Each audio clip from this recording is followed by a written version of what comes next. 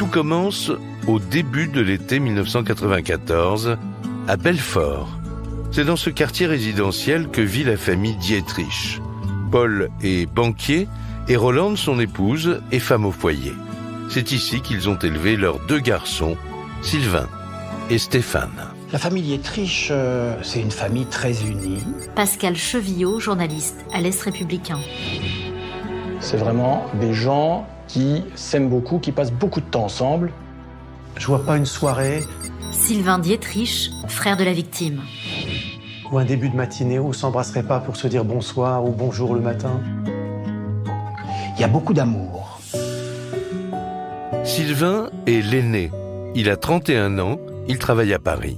Stéphane, le cadet, a 24 ans. Et il est sur le point de prendre son envol lui aussi. Cet été-là, après être sorti major d'une grande école de commerce, il est de retour chez ses parents pour les vacances. Et comme à chacune de ses visites, c'est toujours un immense bonheur de se retrouver en famille. Il n'avait pas pris de vacances depuis 2 ans et demi. Et là, il va partir en vacances, il est content, il est heureux. Des vacances bien méritées. Stéphane a d'ailleurs prévu de partir dans le sud de la France avec son meilleur ami Christophe.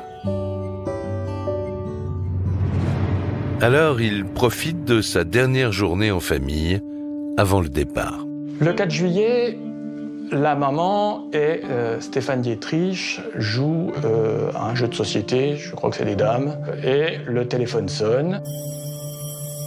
Il reçoit un appel d'un de ses amis de l'époque qui le contacte. Est-ce que tu peux te libérer aux alentours de 22h et je voudrais te voir un petit moment. Mon frère qui ne doit pas sortir à ce moment-là, il dit à mes parents, je vais sortir, Christophe va passer. Comme prévu, le jeune homme l'attend en voiture devant la maison. Stéphane ne compte pas s'absenter longtemps. Pour preuve, il ne prend pas ses clés. En partant, Stéphane Dietrich a dit à sa maman « Je m'en vais pour 15 minutes, une demi-heure grand maximum ». Puis les minutes passent. Alexandra Bach, amie de la famille Dietrich. Puis elle regarde l'heure, mais elle dit « Mais ça fait plus de 20 minutes ». Parce que Stéphane, 20 minutes, c'est 20 minutes. C'est quand même bizarre. Et la soirée commence à être longue. Les minutes, les heures s'écoulent. Stéphane Boucher, journaliste spécialiste des faits divers. Et en fait, elle a toujours aucune nouvelle de son fils et elle a aucun moyen de le joindre. Ça n'est jamais arrivé. Donc elle est dévastée. Madame Dietrich passe une très mauvaise nuit. Au petit matin, elle se précipite dans la chambre de son fils et il n'est toujours pas rentré. Elle imagine le pire. Lui serait-il arrivé quelque chose ? Elle a d'abord commencé par appeler tous les hôpitaux de la région pour savoir si éventuellement il n'aurait pas un enfant qui ressemble au signalement de son fils. Elle appelle et elle n'a aucune réponse à ce niveau-là. Personne du nom de son fils n'a été enregistré dans les hôpitaux. Donc, deuxième étape, qu'est-ce qu'elle fait ? Elle appelle son meilleur ami. Son meilleur ami, c'est qui ? C'est Christophe. Christophe Blard, qui est finalement la dernière personne à avoir eu un contact avec Stéphane. Henri Volkovitch, ami de la famille Dietrich. Et elle lui dit « Qu'est-ce que vous avez fait hier soir ?» Et ce que raconte à ce moment-là Christophe, c'est qu'il est bien venu chercher Stéphane, qu'ils sont allés se balader et qu'ensuite il a déposé Stéphane à sa demande à la fête foraine, une fête foraine qui est un petit peu à l'extérieur de Belfort, et que depuis le moment où il l'a laissé là, il n'a aucune nouvelle non plus. Stéphane aurait donc disparu à la fête foraine.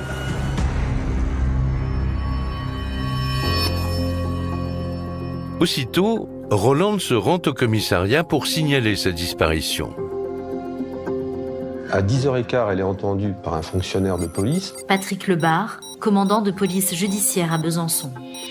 Et elle raconte effectivement que son fils, depuis 22h la veille au soir, n'est pas rentré à la maison et elle s'en inquiète. Il y a un policier qui lui dit « Mais madame, il a quel âge ?» Alors il dit « Il vient d'avoir 24 ans. » Alors il lui rit au nez en disant « Mais il est majeur, il est parti voir une copine ou il est parti s'amuser. » Et là, elle dit « Non, je crois que vous ne prenez pas vraiment conscience que mon fils me prévient toujours quand il s'absente. » Et pendant cette audition, Rolande, la maman de Stéphane, laisse un petit peu traîner ses oreilles ce jour-là au commissariat et elle surprend des bribes de conversation entre les policiers qui parlent de quelque chose d'assez inquiétant. La découverte d'un cadavre dans la région de Belfort. 2 heures plus tôt ce matin-là, à 7h30, la police reçoit un coup de fil anonyme. Un homme aurait découvert un corps.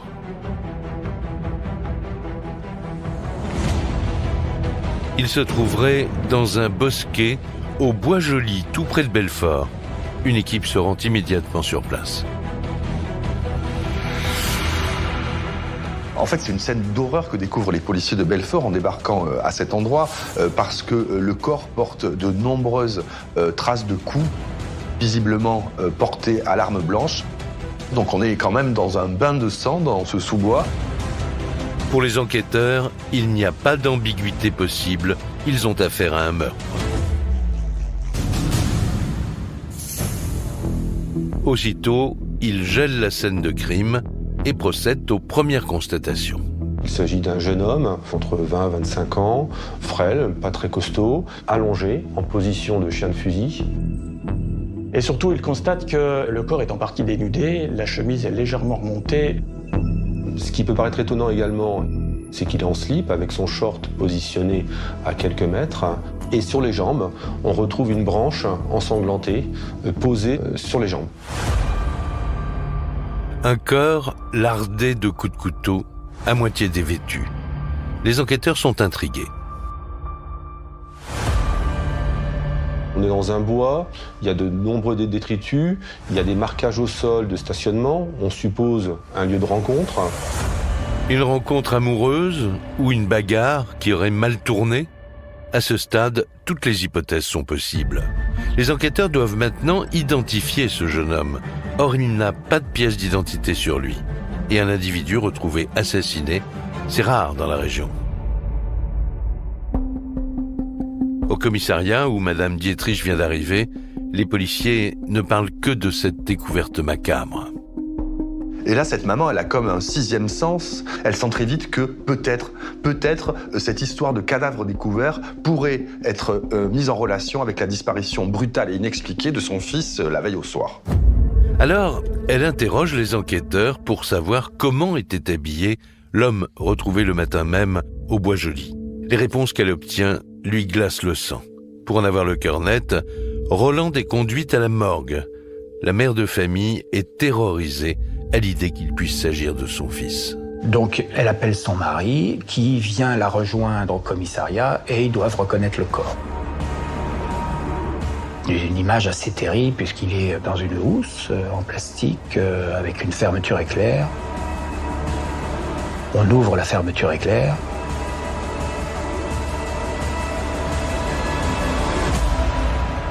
Et elle découvre le corps de son fils. Rolande et Paul sont anéantis. C'est bien Stéphane, mort dans des conditions effroyables. Un ami de la famille, Yves, est présent à leur côté pour affronter cette terrible épreuve. Ah, j'en garde un sacré souvenir parce que quand on était à la morgue, elle m'a montré où il est les coups de couteau les plus hauts. De le voir allongé dans le cercueil, ça te retourne. Hein. Yves Poirier, ami de la famille Dietrich. C'est vraiment ce qu'il disait. Qui c'est qui a pu faire du mal à mon gosse comme ça? C'est pas possible. Mon pauvre petit, il lui caressait le front, tout. Les parents de Stéphane doivent maintenant annoncer à leur fils aîné la mort de son petit frère dont il est si proche. Sylvain vit à Paris et ils n'ont pas le courage de le prévenir par téléphone. Alors, Rolande demande à un ami de le faire. C'est en rentrant à mon bureau que j'écoute mes messages et le message de Madame Dietrich me dit « Henri, ils ont tué mon petit ». C'est tout ce que j'entends. Donc j'appelle Madame Dietrich qui était en pleurs et qui me dit « Henri, Stéphane est mort. Je ne peux pas prévenir Sylvain. Je vous demande de le faire. Vous-même, je ne peux pas. Je ne peux pas. » Donc j'ai appelé une amie proche de Sylvain et je lui ai dit voilà, il faut qu'on lui annonce la terrible nouvelle, quoi. Ils me disent écoute, il est arrivé quelque chose de grave à Belfort, ton frère à la fête foraine, il y a peut-être eu une bataille, une bagarre. Moi, je dis, il est à l'hôpital, il est blessé. Non, Stéphane n'est pas à l'hôpital. C'est fini, Sylvain. Il a été assassiné. Quand je réalise ce qui est arrivé avec l'assassinat, toute une vie, toute une famille, tout le monde, tout bascule. Et c'est horrible, c'est horrible.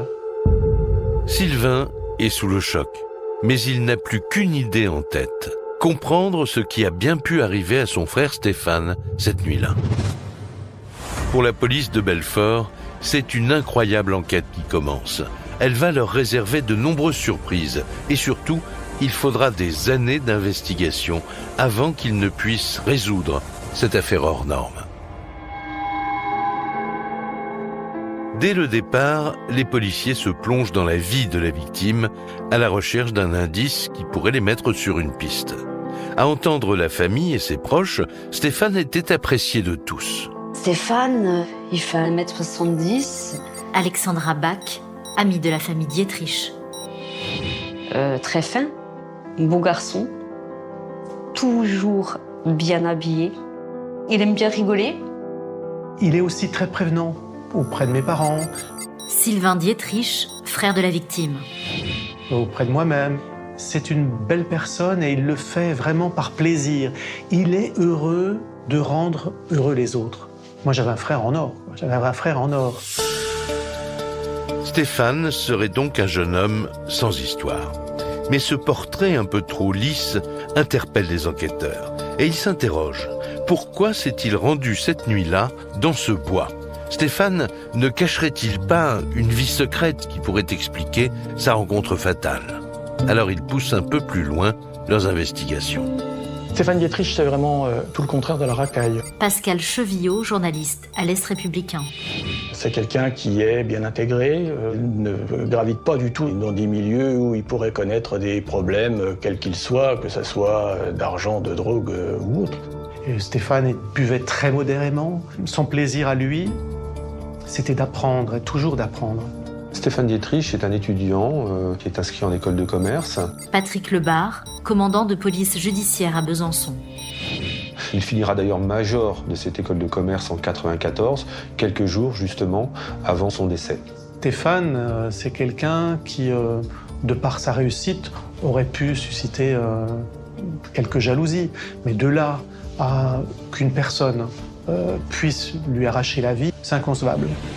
Au cours des auditions, la police découvre un jeune homme sérieux à qui tout réussit. Et rien dans sa vie ne permet d'établir un lien avec le crime. On ne lui connaît aucun ennemi. Alors, elle espère en apprendre davantage en interrogeant son meilleur ami Christophe. Ils partagent tout depuis le lycée, ils ont passé la soirée ensemble avant sa mort et ils devaient partir tous les deux en vacances. Christophe, évidemment, il est dans tous ses états. Stéphane Boucher, journaliste spécialiste des faits divers. Stéphane, c'est son ami d'enfance, c'est son meilleur copain, et donc on peut imaginer son désarroi, sa peine. Et voici comment Christophe décrit la soirée qui a précédé le drame. Comme convenu au téléphone avec Stéphane, il est venu, dit-il, le chercher en voiture à 22h pour finaliser les derniers préparatifs de leurs vacances. Christophe Blain dépose Stéphane Dietrich devant une agence bancaire où a lieu un retrait de 500 francs. Ensuite, il va expliquer qu'il a déposé à la demande de Stéphane Dietrich Julien Damy-Lecoz, avocat de la défense.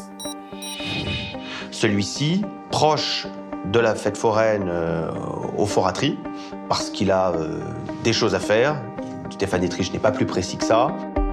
Christophe lui demande s'il doit rester l'attendre, et là, Stéphane lui a répondu que c'était pas la peine, qu'il se débrouillerait. Les deux amis se donnent rendez-vous le lendemain matin. Christophe part de son côté et dort à l'appartement de sa petite amie qui est en vacances. Le lendemain, il a procédé à la vidange de son véhicule parce qu'ils avaient prévu de partir dans le sud de la France, donc il y a quand même quelques kilomètres. Donc effectivement, les collègues, forts de ces informations, donc, font les vérifications d'usage. Tous les éléments fournis par Christophe Blain sont réels. Face aux enquêteurs, Christophe ne peut rien dire de plus.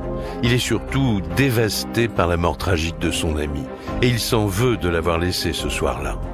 Stéphane a été retrouvé sauvagement assassiné. Qui a bien pu commettre ce crime effroyable? Et Stéphane connaissait-il son agresseur? Lors de son audition, Christophe a livré une information capitale.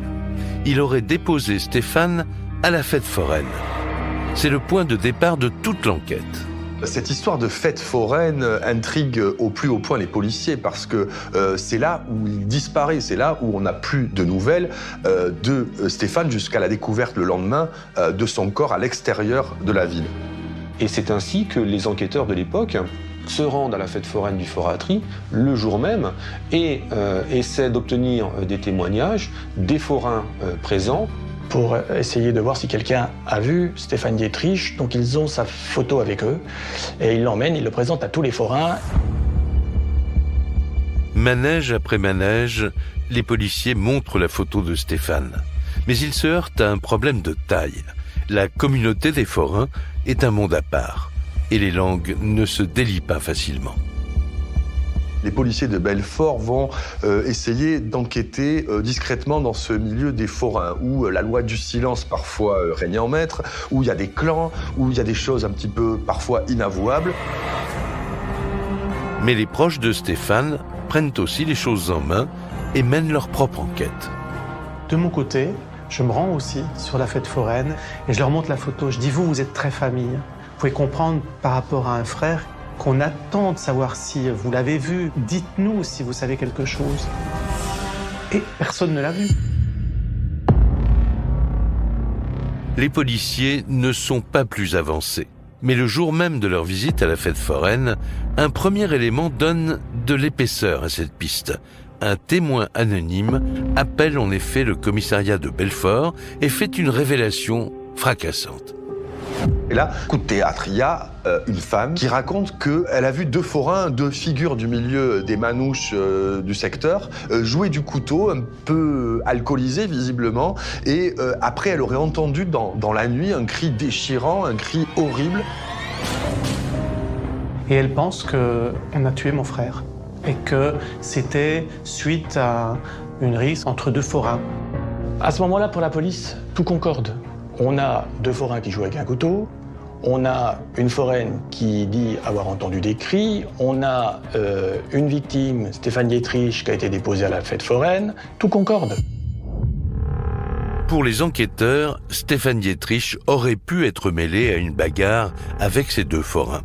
Alors ils veulent à tout prix entendre cette femme et la convoquent pour l'interroger. Elle explique avoir souhaité garder l'anonymat par peur des représailles. Mais face aux policiers, elle raconte tout. Elle parlait de deux forains dans son appel anonyme, et là, elle va aller un petit peu plus loin encore en livrant les noms de ces deux forains. Et donc, parmi ces deux forains décrits par ce témoin, il y en a un qui intéresse tout particulièrement les policiers. C'est un type d'une certaine carrure qui est assez connu dans le milieu des forains, connu pour être ce qu'on appelle une grande gueule. Il se vante régulièrement, toujours dans les soirées alcoolisées, d'être l'auteur du meurtre. Pour la police, c'est sûr, ils ont quelqu'un qui est susceptible d'avoir tué Stéphane Dietrich. À partir de là, l'enquête s'accélère. L'homme a un profil qui pourrait correspondre au tueur. Réputé bagarreur, il a un couteau. Quant au mobile, ce serait l'argent. L'argent que Stéphane a retiré le soir de sa mort et qui n'a pas été retrouvé. Peut-être effectivement, mauvaise rencontre, quelqu'un qui aurait agressé. Sylvain Dietrich, frère de la victime. Est-ce qu'ils ont été suivis ? Donc la piste de l'agression crapuleuse pourrait tenir. Stéphane Boucher, journaliste spécialiste des faits divers. Un meurtre où, essayant peut-être de défendre son billet de 500 francs, Stéphane aurait été sauvagement assassiné et abandonné dans les sous-bois. Les policiers veulent mettre la main sur le suspect, mais l'enquête se corse. Comme souvent chez les forains, il va d'une fête à l'autre et il a déjà quitté la région. En élargissant les recherches, il retrouve sa trace. Mais lorsqu'il le localise enfin, c'est la douche froide. Les policiers vont identifier ce forain et donc ils vont se rendre dans la famille de ce forain et là, c'est la surprise. Au moment de cette identification, le forain s'est suicidé. Donc effectivement, les enquêteurs sont troublés. Patrick Lebar, commandant de police judiciaire à Besançon. Ça laisse à penser que peut-être il avait quelque chose à se reprocher qui a conduit au suicide. L'enquête prend un tour nouveau. Ce forain aurait-il été pris de remords suite à ce terrible drame ? C'est en tout cas ce que semble prouver un indice retrouvé chez leur suspect. Ce forain a laissé une lettre. « Je lègue mes biens à mon frère et à ma sœur. Désolé pour ma dernière grande connerie. » Et dans ce petit mot, il y a évidemment un mot qui résonne plus que les autres dans l'esprit des enquêteurs, c'est la dernière grande connerie. Que faut-il entendre par dernière grande connerie ? Le meurtre de Stéphane ? Cette lettre d'adieu pourrait faire office d'aveu, et elle conforte l'hypothèse d'une agression qui aurait mal tourné entre la victime et ce forain. Mais les policiers ne se contentent pas de cette version. La femme a désigné un deuxième suspect, le seul à pouvoir confirmer leurs soupçons. Les collègues vont s'acharner, c'est-à-dire qu'ils ne vont pas en rester là, ils vont vouloir entendre effectivement ce fameux camarade de manège. Il est entendu. Lui nie toute implication, mais il reconnaît que la personne qui s'est suicidée s'est vantée à plusieurs reprises d'avoir tué le gadjo. Voilà. Un gadjo dans l'argot manouche, c'est-à-dire un mec, un gars. Mais est-ce réellement de Stéphane dont il parlait ? Sans preuve matérielle pour étayer cette piste, difficile de l'affirmer. D'autant que le principal suspect a emporté son secret dans la tombe. On reste dans l'incertitude de l'hypothèse d'un auteur forain, auteur du meurtre donc de Stéphane Dietrich. Ça reste quelque chose d'irrésolu. Ça reste une énigme encore totale. 2 semaines après le début de l'enquête, les policiers sont dans l'impasse. Alors, ils espèrent que l'autopsie leur permettra d'en apprendre davantage sur les circonstances de la mort de Stéphane. Et les résultats sont saisissants. En fait, ce qui interpelle les enquêteurs, c'est l'extrême violence du crime. Stéphane Dietrich est mort suite à 11 coups de couteau, dont certains sont mortels. Pascal Chevillot, journaliste à l'Est républicain. Vise la région du cœur, avec une lame qui a créé une plaie d'une profondeur de 16 cm. Stéphane a été visé en plein cœur et la profondeur des plaies ne laisse pas de place au doute. Il a fait face à un meurtrier déterminé et bien décidé à l'éliminer. Et ça n'est pas tout. L'autre élément important, c'est le fait qu'il n'a pas de trace de défense. Comme il n'a pas de trace de défense, soit il connaissait son agresseur, soit il a été surpris par les premiers coups de couteau. Le fait de ne pas trouver de marque de défense laisse supposer qu'effectivement la victime était en confiance. Stéphane aurait donc été agressé par surprise. Peut-être même connaissait-il son meurtrier. La thèse de la rixe qui aurait mal tourné dans le milieu des forains n'est plus la seule piste plausible. Mais alors, le véritable assassin serait-il toujours dans la nature ? Nous sommes mi-juillet, 10 jours après la mort de Stéphane. La famille vit un nouvel épisode éprouvant, l'enterrement. Un moment particulièrement difficile, car son meurtre reste un mystère. Pour tous ses proches, le deuil est impossible tant que la police n'aura pas interpellé son meurtrier. Je pleurais et j'étais bouleversée. Alexandra Bach, amie de la famille Dietrich. Je me disais, mais qu'est-ce qui s'est passé? Pourquoi? C'est dur, hein, c'est très très dur. Henri Volkovitch, ami de la famille Dietrich. Et Stéphane, c'était le début de sa vie quand même. On pouvait vraiment imaginer une belle vie pour ce jeune homme, vraiment. L'église Saint-Joseph où les obsèques se déroulent est pleine à craquer. Sylvain Dietrich, frère de la victime. C'est très émouvant de voir d'être soutenu parce que ça veut dire que grande partie de Belfort est là. Et en même temps, il y a tellement de monde que de l'église jusqu'au cimetière, il y a une marche qui est faite derrière le cercueil de mon frère. Les policiers ne s'en doutent pas un instant, mais parmi cette foule immense se trouve en fait l'assassin de Stéphane.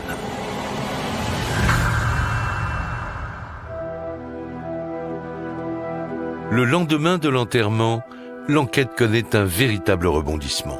Un témoin inattendu se présente au commissariat et il a une révélation à faire.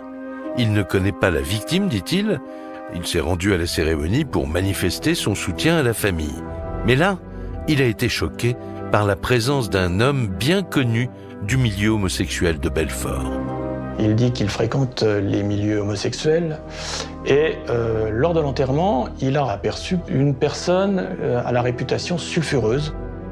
Quelqu'un qui a l'habitude de s'habiller tout en cuir et qui aurait, d'après lui, la réputation de jouer avec un couteau pendant ses ébats sexuels. Ce témoin va encore plus loin dans sa déclaration. D'après lui, certains bruits circulent au sein de la communauté homosexuelle de Belfort et il pense détenir une information capitale qui pourrait tout changer. Qu'est-ce qu'il va dire, ce témoin? C'est que lui-même, appartenant à la petite communauté gay de Belfort, assez discrète, va raconter que Stéphane lui-même appartenait à cette communauté. Pour les enquêteurs, cette révélation donne une nouvelle direction à l'enquête. Stéphane serait-il homosexuel? Aurait-il mené une vie secrète qui l'aurait amené à croiser cet homme à la réputation sulfureuse? Les policiers commencent à l'envisager. Dès le départ, ils ont été intrigués car le corps de la victime était en partie dénudé et le lieu de la scène de crime leur paraît tout aussi troublant. Il y a quand même quelque chose qui interpelle les enquêteurs depuis le début, c'est l'endroit où on a découvert le corps. Stéphane Boucher, journaliste spécialiste des faits divers. C'est un endroit qui s'appelle le Bois Joli. Le Bois Joli est un endroit qui est réputé des Belfortins pour être un lieu de rencontre homosexuel, à l'atmosphère assez hard. On est plutôt dans le cuir sadomasochiste. Ce nouveau témoignage pourrait venir confirmer les premières suppositions de la police judiciaire. Et une hypothèse prend forme concernant la nuit du drame. Le scénario le plus plausible à ce stade-là, c'est que Stéphane se soit rendu discrètement dans ce lieu de rencontre au Bois Joli et fait la rencontre de ce fameux personnage qui avait tendance à jouer du couteau lors de séances sexuelles un petit peu extrêmes et qui a eu après une agression très violente au couteau et qu'on ait retrouvé le lendemain le corps de Stéphane à moitié dévêtu dans ce lieu de rencontre. Cet homme qui menace d'un couteau ses partenaires lors de jeux sexuels est un suspect potentiel. Mais il est très discret et il ne dévoile jamais son nom. Alors les enquêteurs misent tout sur sa réputation dans le milieu gay. Il est certainement connu dans la région. Quelqu'un l'a sans doute déjà croisé et pourrait l'identifier.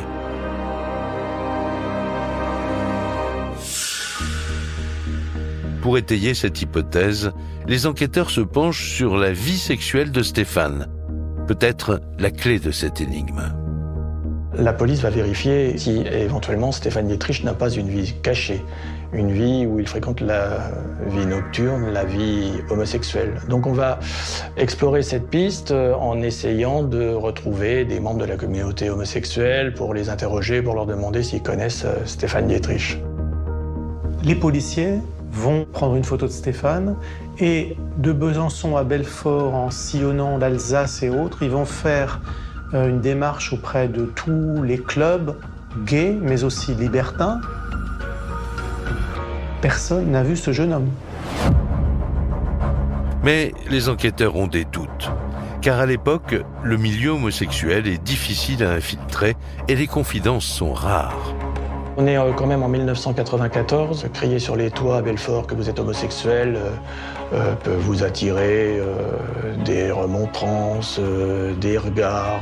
On est dans une petite ville vraiment de province et les policiers ont un petit peu de mal à avancer dans leur enquête dans ce milieu parce que on est un petit peu en eau trouble, on reconnaît des choses sans le reconnaître. En fait, tout ça est quand même assez flou. Puis viennent des témoignages. Émilie Pou, journaliste à France Bleu Belfort. Qui disent que Stéphane Dietrich était peut-être homosexuel. Beaucoup de gens sont interrogés Pascal Chevillot, journaliste à l'Est républicain. qui pensent avoir vu Stéphane Dietrich dans des soirées homosexuelles, mais visiblement, on n'en est pas sûr. Donc ça tourne vraiment à la rumeur. Des bruits circulent, mais rien de concret. Alors les enquêteurs veulent en avoir le cœur net et ils questionnent les proches de la victime. Pour moi, Stéphane, il n'est pas gay. La police ne comprend pas qu'un jeune qui vient d'avoir 24 ans, pour eux, en quelque sorte, il aurait dû être marié, avoir des enfants, une vie stable et tout. Non, il ne fonctionnait pas comme ça, Stéphane. C'était quelqu'un qui était quand même, dans un premier temps, plutôt tracassé sur la réussite de ses études que vraiment se réaliser sentimentalement tout de suite. Il n'y avait pas au sein de cette famille Claire Doublier, avocate des parties civiles. un tabou de l'homosexualité. Si Stéphane avait eu une relation amoureuse, forcément il l'aurait su. En parallèle, les enquêteurs poursuivent leurs recherches pour mettre la main sur cet éventuel suspect aux pratiques sexuelles extrêmes. Mais encore une fois, c'est l'échec. En fait, c'est un peu l'homme qui a vu l'ours. En fait, cet homme-là, on en a entendu parler, mais finalement, personne n'est en mesure de l'identifier. Et rien, absolument rien, Patrick Lebar, commandant de police judiciaire à Besançon. n'amène à identifier l'auteur de ce crime. Absolument rien. La police ne le retrouvera jamais. Après des mois d'enquête dans le milieu forain, puis au sein de la communauté homosexuelle de Belfort, les pistes restent en suspens. Les mois défilent et rien ne se passe. Puis, les années s'écoulent et l'espoir s'amenuise. Le meurtre de Stéphane demeure un mystère. En 2001, 7 ans après la mort de Stéphane, il n'y a toujours aucun suspect à l'horizon. Le juge en charge du dossier clôt l'instruction et rend un non-lieu. Le meurtre de Stéphane risque de rester impuni à jamais. Ça, pour nous, c'est inadmissible. Sylvain Dietrich, frère de la victime. Inadmissible. On a arraché la vie à quelqu'un. Où est la justice de notre pays? Qu'est-ce qu'elle fait? C'est pas supportable. Alexandra Bach, amie de la famille Dietrich.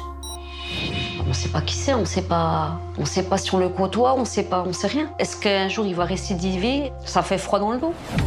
Une enquête au point mort, un assassin toujours en liberté, c'était sans compter sur la détermination de Sylvain. Ce non-lieu, ça nous a, je dirais, démultiplié notre force. On est parti pour combattre et pour trouver la vérité. Il y a une association qui a été créée Henri Volkovitch, ami de la famille Dietrich. en mémoire à Stéphane Dietrich, très importante. Tout part de là. Très vite, l'association fait parler d'elle, au point que la presse s'empare de l'affaire. Les journaux locaux titrent sur ce meurtre énigmatique et les médias s'emballent. Sylvain enchaîne les plateaux télé pour sensibiliser la France entière sur la mort tragique de son frère. Et ça dépasse la France, puisqu'il y a des gens qui nous écrivent de Suisse, de Belgique, du Maroc. Je me dis, il y a toujours quelqu'un qui sait quelque chose et qui peut témoigner. Peut-être qu'un jour, quelqu'un, quelque part, parlera. Vous avez aussi beaucoup de gens qui refusent de témoigner à la police. Et ça, l'espoir, il est total. Il est vraiment total. La mobilisation des proches ne s'arrête pas là. Ils sont sur tous les fronts. Donc on se bat, on continue. Et puis, vous savez, on a tous des passions dans la vie. Et tout gamin, moi, c'était pas le sport, mais c'était chanter. Et je me dis, on pourrait organiser des concerts, ce qui ferait que Stéphane, son nom, le combat, ne tomberait pas dans l'oubli.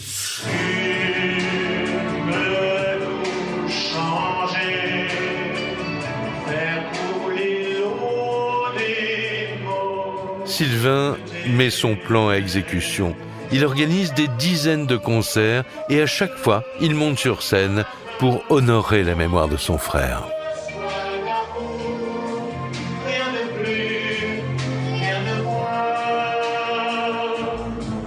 À chaque événement, Sylvain distribue des centaines de flyers qui rappellent les grandes lignes de l'affaire pour susciter d'éventuels témoignages.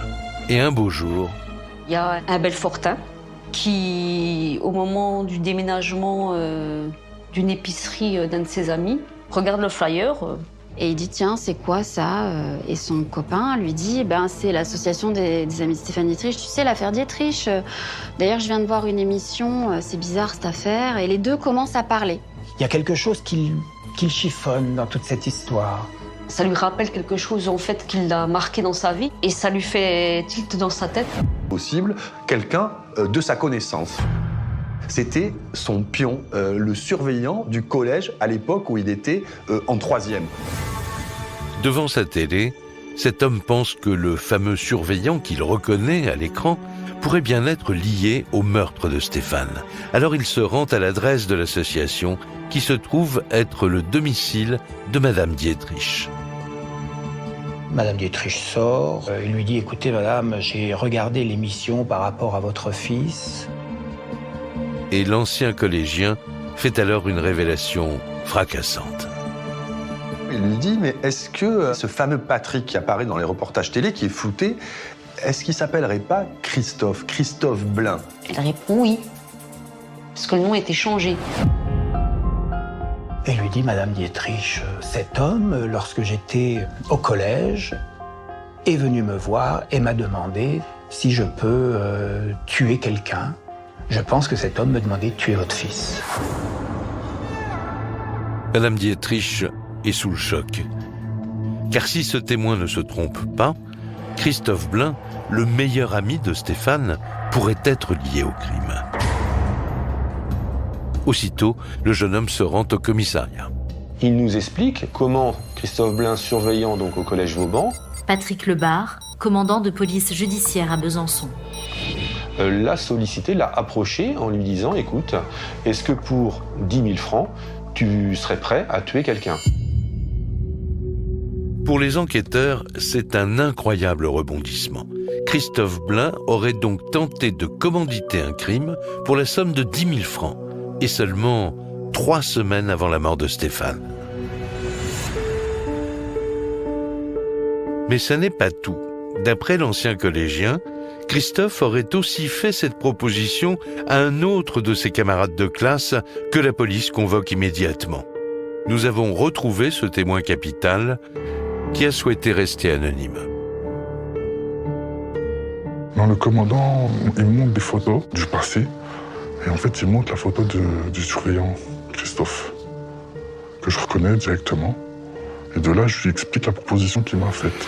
Et il est venu, il a parlé comme ça, il m'a dit « Est-ce que j'étais capable de tuer quelqu'un ?» Moi, à cet âge-là, j'avais 16 ans.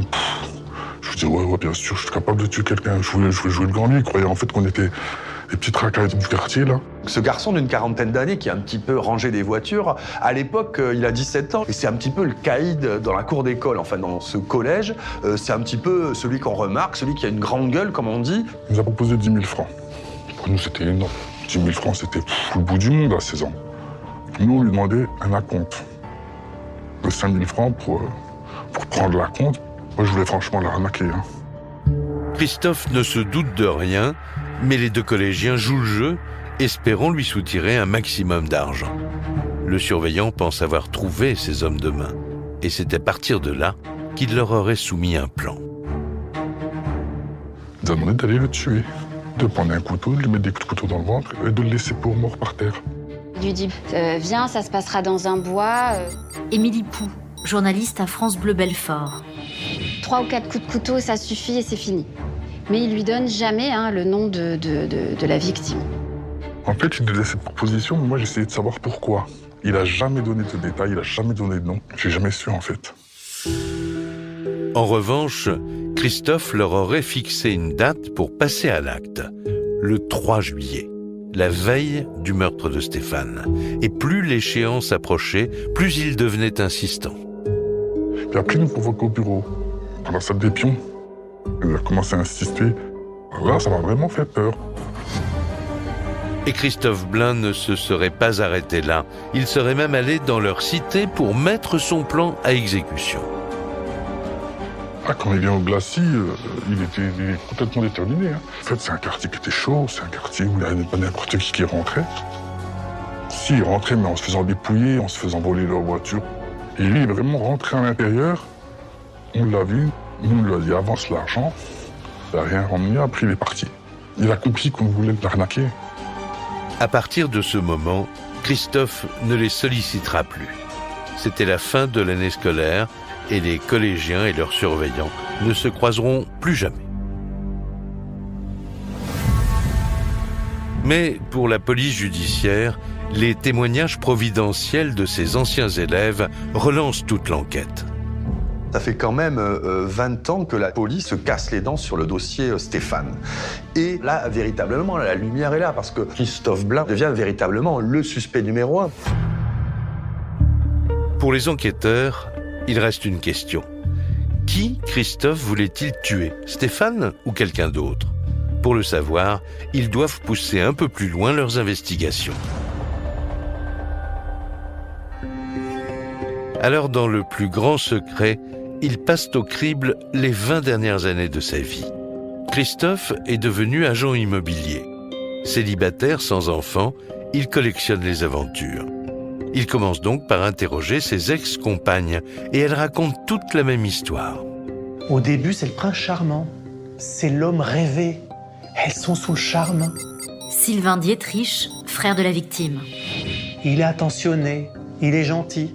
Et quelques semaines après, la machine se grippe. Qu'est-ce qui arrive? C'est de la possession, c'est de la jalousie. Il va vous appeler, vous harceler au téléphone.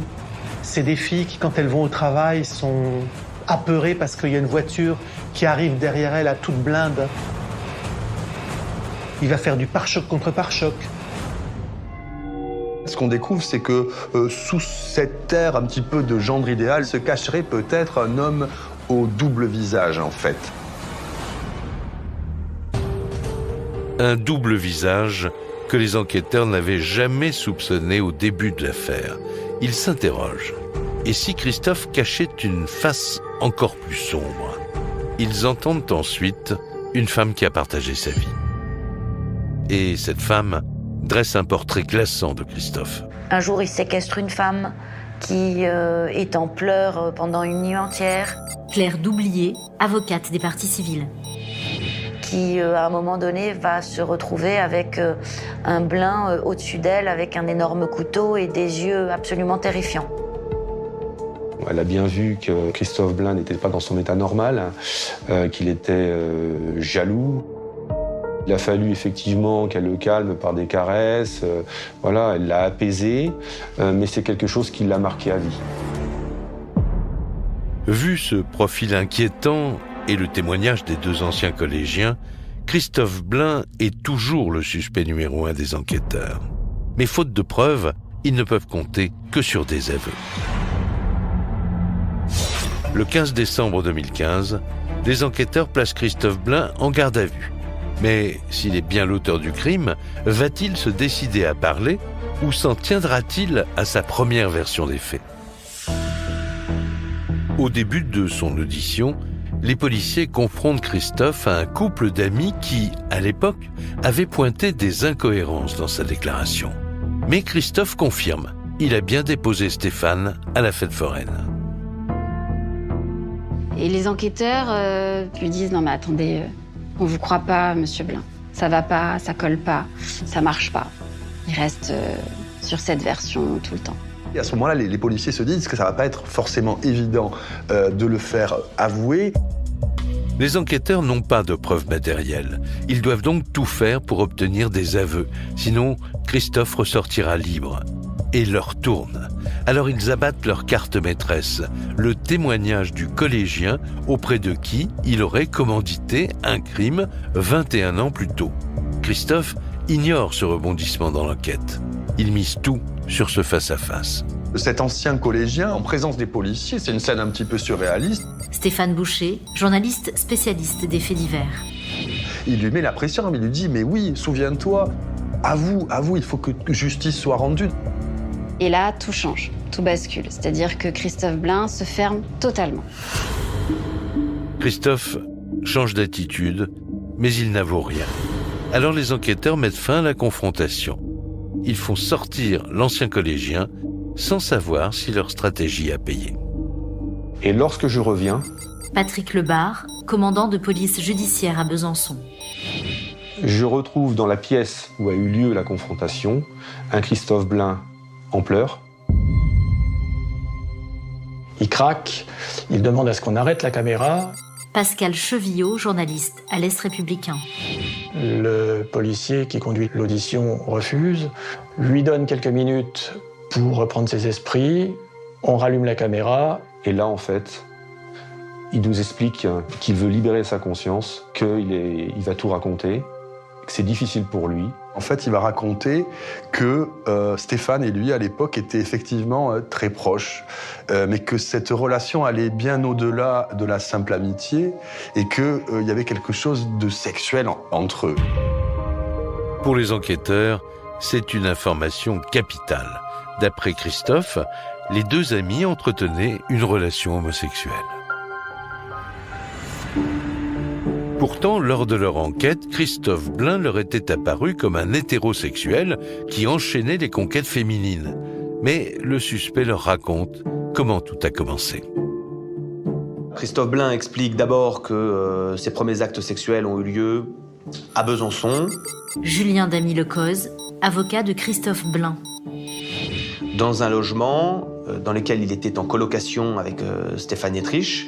Et il explique que Stéphane Étriche lui demande d'abord de se livrer à des actes de masturbation. Alors d'abord chacun dans son coin, puis de manière réciproque. Le problème, c'est qu'il met les doigts dans un engrenage qu'il ne pourra pas quitter pendant 4 années. Christophe révèle aux enquêteurs qu'au départ, il cherchait son identité sexuelle et que très vite, il aurait souhaité mettre un terme à cette relation. Mais il n'avait pas su dire non, et sa vie serait devenue un enfer. Il explique qu'il était victime. Émilie Pou, journaliste à France Bleu Belfort. Et qu'il a été victime d'agressions sexuelles de la part de Stéphane Dietrich pendant 4 ans. Il dépeint Stéphane Dietrich comme un harceleur. Il se dit même son esclave sexuel. Il dit que Stéphane Dietrich le contraignait, lui imposait des masturbations réciproques. Il parle de 500 masturbations. Il éprouve un profond sentiment de dégoût. Il explique également qu'il espère qu'à chaque acte sexuel, ce soit le dernier. Il n'est pas homosexuel, il le sait. Face aux enquêteurs, Christophe avoue avoir tué Stéphane. Il explique que la veille du départ en vacances a été pour lui le déclic. Il redoutait que Stéphane le harcèle encore et c'est là qu'il aurait décidé d'en finir. Et il révèle aussi avoir fixé un rendez-vous à Stéphane ce soir du 4 juillet 1994. À 22h, il s'arrête devant le pavillon familial. Stéphane se précipite dans son véhicule après avoir laissé sa mère dans le pavillon. Stéphane Étriche va d'abord souhaiter se rendre au distributeur pour retirer 500 francs, ce qu'il a fait. Puis ils repartent, et là, selon Christophe, le harcèlement aurait repris. Il nous déclare que Stéphane l'aurait à nouveau sollicité pour des caresses. Pour lui, ça a été le moment de trop. Il n'en pouvait plus. Et que c'est à ce moment-là qu'il s'est dit « stop, ça suffit ». Christophe raconte qu'il part alors à la recherche d'un endroit isolé, dans l'intention d'en finir, et il se rend au fameux Bois Joli.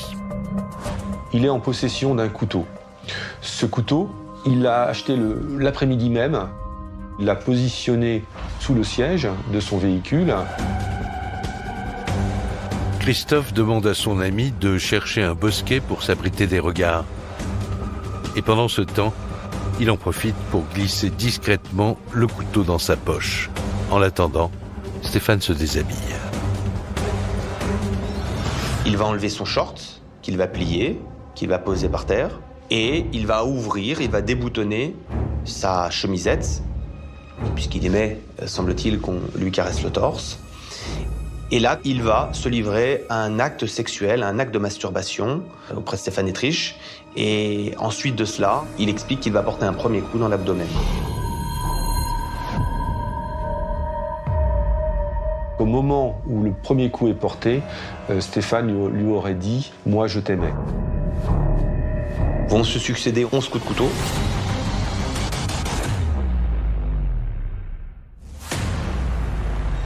et il le tue sauvagement, en fait. Il l'exécute sur place à coups de couteau, en fait. Christophe le laisse pour mort, à moitié nu. Il explique qu'à cet instant, il est en état de choc, mais il ne veut pas laisser de traces. Alors il récupère les 500 francs et l'arme du crime. Puis il s'arrête dans un parc et il jette l'argent et le couteau dans une poubelle. Et ensuite, il se rend au domicile de sa compagne de l'époque et il va y passer la nuit. Et il nous explique s'être lavé les mains dans le lavabo, puisqu'il a cette image de sang dans le lavabo. Et le lendemain matin, il découvre le message de Madame Dietrich qui souhaite être rappelée. Le 16 décembre 2015, Christophe Blain est placé en détention dans l'attente de son procès. Il vient d'avouer le meurtre de Stéphane et il reconnaît avoir prémédité son geste.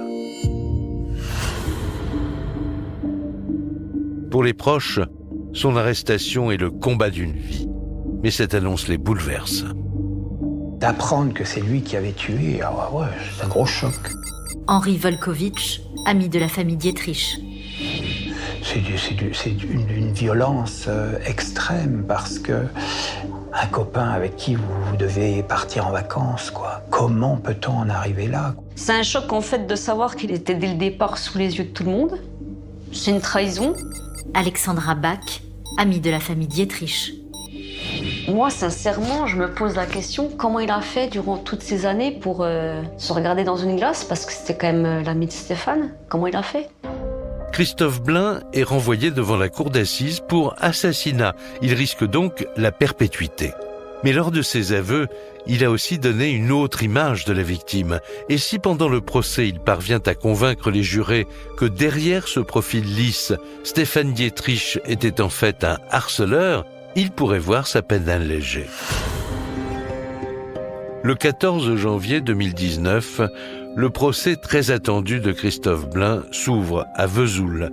Et c'est dans un décor surprenant qu'auront lieu les débats. Le tribunal est en travaux et la cour d'assises s'est installée au parc des expositions de la ville. C'est quand même un petit peu dans une ambiance surréaliste que s'ouvre ce procès de l'affaire Stéphane, de l'assassinat. Stéphane Boucher, journaliste spécialiste des faits divers. 24 ans après les faits, 24 ans, c'était l'âge de Stéphane au moment où il a été tué. La presse s'est mobilisée pour couvrir cette affaire qui secoue la région tout entière. Et 24 ans après les faits, le besoin de vérité est toujours aussi fort chez les proches de la victime. Pour nous, c'est en quelque sorte rendre hommage à Stéphane et que justice lui soit rendue, simplement. Sylvain Dietrich, frère de la victime. Voilà, et que la personne puisse de son côté être privée de sa liberté pendant un certain temps. Le procès s'ouvre devant le public qui découvre enfin le visage de l'accusé. Son avocat va devoir briser cette image d'assassin qui lui colle à la peau. Et pour cela, il mise tout sur le harcèlement qu'il aurait subi. L'objectif de l'audience, il est très clair. C'est de faire comprendre à la cour d'assises que Christophe Blain, qui est dans le box, n'est pas un monstre. Julien Damy-Lecoz, avocat de Christophe Blain. Stéphane Dietrich est bien la victime. Il est bien celui qui est mort. Christophe Blain, il est bien l'auteur des faits. Mais il est aussi celui qui a porté ses coups parce qu'il était victime d'agissements à caractère sexuel. Dans le box des accusés, Christophe Blain prend la parole. Il est en pleurs. Il veut faire comprendre aux jurés qu'il est lui aussi une victime dans cette affaire. Il va expliquer que lorsque il refusait les actes à caractère sexuel, eh ben celui-ci pouvait le menacer de faire licencier sa mère et donc lui faire perdre son emploi, ce qui serait évidemment catastrophique pour la famille modeste, très modeste de Christophe Blain. D'après Christophe, Stéphane serait allé encore plus loin. À la barre, il raconte une anecdote terrifiante. Christophe ayant voulu rompre à un moment donné, Stéphane l'aurait poursuivi dans une espèce de folle course-poursuite en voiture, pare-choc contre pare-choc. Ce qui va provoquer chez Christophe Blain une certaine peur. Cette première journée s'achève dans un climat électrique. Pour Sylvain, ces accusations salissent la mémoire de son frère et c'est pour lui insoutenable. S'il pouvait le tuer une deuxième, une troisième, une quatrième fois, ça ne le gêne pas. Humainement, mais c'est insupportable, ça. C'est qui? Il se prend pour qui? Mais l'avocate des parties civiles contre-attaque. Il explique que dans le cadre du harcèlement sexuel dont il serait victime, Stéphane le poursuit en voiture. Ce fait, il est évidemment parfaitement faux. Claire Doublier, avocate des parties civiles. Mais ce qui est intéressant, c'est que c'est un comportement qu'il a, lui, vis-à-vis des femmes avec qui il va entretenir une relation dans les années qui vont suivre. D'après la famille, Christophe Blain a inventé cette histoire de harcèlement. En fait, il jalousait la réussite de Stéphane et ne supportait pas l'idée qu'il l'abandonne pour une nouvelle vie. Au bout de 5 jours d'audience, la cour se retire. Christophe l'a-t-il convaincu? N'a-t-il supprimé Stéphane que pour se libérer de son emprise? Ou est-il un assassin qui a froidement exécuté sa victime de peur qu'elle ne lui échappe? Ce sera au juré de trancher. Au bout de 4 heures de délibéré, ils ont forgé leur intime conviction. À l'unanimité, ils condamnent Christophe Blain à 20 ans de réclusion criminelle pour assassinat. Une victoire pour la famille. Pour nous, c'est pas le nombre d'années qui change la donne, mais c'est vraiment l'aboutissement de tout un combat. Sylvain Dietrich, frère de la victime. Mais quelque part, je me dis, la mémoire de mon frère, elle a été honorée. Et il peut maintenant être libéré et partir s'envoler. Chaque jour, je pense à mon frère. Christophe Blain est incarcéré à la maison d'arrêt de Mulhouse. Il n'a pas fait appel de la décision. La famille de Stéphane Dietrich a livré sa dernière bataille.